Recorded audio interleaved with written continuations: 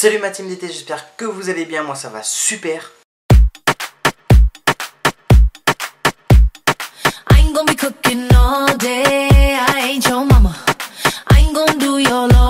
Aujourd'hui on va parler donc de iOS 11 comme vous avez pu le voir dans le nom de la vidéo parce que ça y est, iOS 11 a été présenté lors de la WWDC le 5 juin, donc ça fait maintenant quelques jours.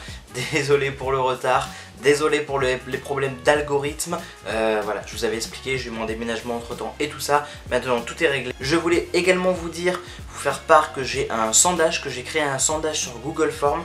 Donc le lien est dans la description ou dans les commentaires. Voilà, je vous demande s'il vous plaît d'y répondre avec le plus d'honnêteté possible, le plus complet possible. Voilà, ça va prendre 2 à 5 minutes, pas plus, c'est ultra important. Donc on commence la vidéo, je vous mets les petites images ici pour iOS parce que oui, j'ai fait le choix de ne pas télécharger iOS 11 sur mon iPhone 6. D'ailleurs, on peut le télécharger en version bêta, donc si ça vous intéresse, je vous donnerai le lien.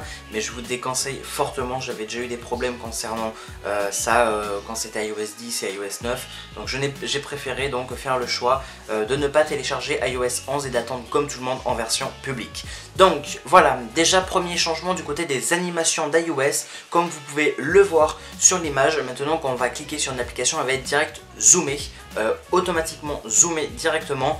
Pareil dans le control center, dans le centre de notification pardon, il y a des petits changements par rapport à ça. Pareil du côté du centre de contrôle, c'est une petite révolution mine de rien, car comme vous le voyez sur ces images, tout a changé, vraiment tout. Alors déjà avec la pression du 3D Touch, ça va vous mettre plus, ça va déployer l'application entre guillemets plus complète. Donc avec le 3D Touch, c'est comme si c'était donc le clic droit sur les ordinateurs.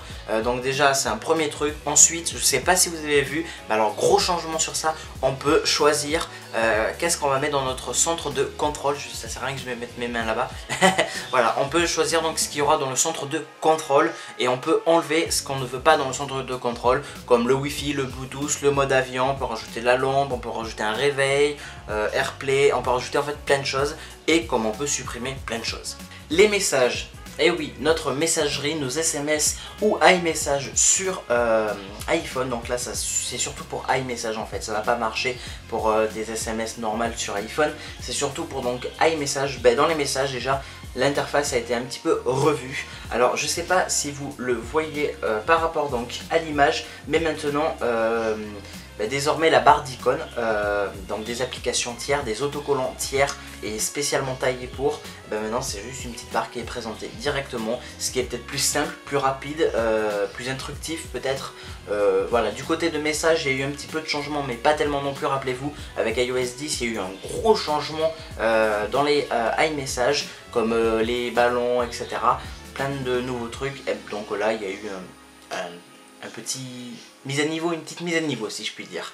Mais attention, non, ce n'est pas tout du côté de message. Une belle nouveauté a été annoncée avec iOS 11. Dans iOS 11, on a enfin un clavier à une main. Comme vous pouvez le voir donc sur l'image qui est à côté de moi. Maintenant vous pouvez choisir donc pour les droitiers comme pour les gauchers, ça y a aucun souci. Vous pouvez donc désormais choisir si vous voulez, si vous utilisez donc votre téléphone à une main droite par exemple ou à la main gauche simplement, et donc avec un appui long tout simplement sur le petit logo smiley, ça vous propose donc soit le clavier droit soit le clavier pour les gauchers, donc qui va vous permettre d'écrire plus facilement votre message à une personne avec une seule main. Rappelez-vous, Live Photo avait été donc introduit sur l'iPhone 6S il y a un an de ça. Donc c'est pour donner entre guillemets vie aux photos tout simplement. Vous allez prendre une photo, donc vous aurez quelques secondes pendant la prise de la photo et quelques secondes après. Voilà, ça fait vivre entre guillemets l'image. Voilà, c'est ce qu'Apple voulait faire.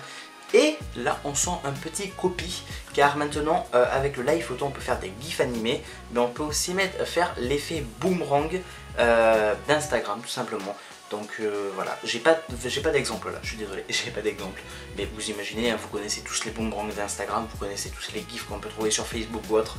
C'est la même chose, on pourra faire ça à partir du Live Photo. Donc le Live Photo, attention, il est arrivé donc que à partir de l'iPhone 6S. Donc si vous avez des versions antérieures, niet.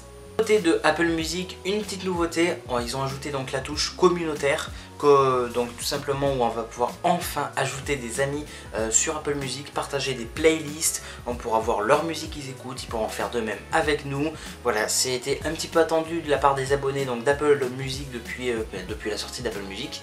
Donc ça arrive enfin avec iOS 11. Il était attendu depuis un bon moment, c'est enfin un gestionnaire de fichiers. Comme ça on pourra mieux utiliser des iPhones pour des fins professionnelles pour certains.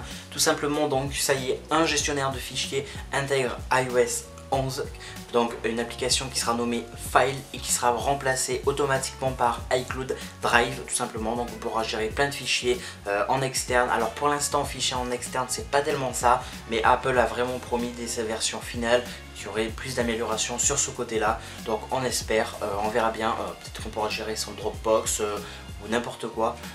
C'est un bon moyen franchement parce que sans File c'était chaud. Donc on verra de toute manière à sa sortie, on verra si tout est calé de ce côté. Du côté d'iOS 11, encore une application qui existait donc déjà forcément, mais une application très importante sur l'iPhone, c'était donc l'App Store, et ça l'est toujours. L'App Store ça y est fait un petit peu peau neuve, le design a été relooké, il y a eu un onglet Today qui a été mis en place. Donc c'est le Today, ça sera un petit magazine d'applications où les éditeurs pourront mettre leur choix d'applications qu'ils aiment ou autre. Donc ça va rendre on va dire l'App Store un peu plus vivant si je puis dire. Donc voilà, de ce côté d'App Store c'est pas trop mal non plus. Le design a changé, on verra si on s'adapte super bien, si c'est super beau, si c'est super cool. On verra tout ça donc en septembre. Voilà, donc cette vidéo est désormais terminée, j'espère qu'elle vous aura plu. Moi c'était super à la tourner, j'ai super kiffé. Alors voilà, pour iOS 11 je vous ai montré donc les principales nouveautés, mais il y en a plein d'autres, il y a des cachés aussi. Et je vous ai donc montré les principales nouveautés d'iOS 11 sur iPhone, parce que sur iPad c'est encore autre chose. Sur iPad c'est à peu près la même chose, sauf que maintenant vous avez l'espèce de petit dock comme sur les Mac, vous avez toujours donc le dossier File, gestionnaire de vidéos. Je sais qu'avec l'iPad, si vous prenez une photo, vous pouvez aussi scanner un document, etc. Donc il y a plein de nouveautés par rapport à différents produits d'Apple. Si la vidéo vous a plu, n'oubliez pas de mettre le petit pouce bleu en l'air. N'oubliez pas donc de me donner votre avis en commentaire, c'est super important. N'oubliez pas également donc de répondre au sondage que je vous ai demandé. Alors désolé pour les chiens. Et dernière chose, petite chose mais très importante quand même. Donc merci déjà d'avoir suivi la vidéo jusqu'au bout. Et aussi je voulais vous dire, n'oubliez surtout pas mes abonnés, et pour les nouveaux abonnés, bienvenue à vous d'ailleurs. N'oubliez pas donc d'activer la petite cloche à côté du bouton s'abonner, c'est ultra important, sinon vous ne saurez pas quand une de mes vidéos sortira. Allez, kiss!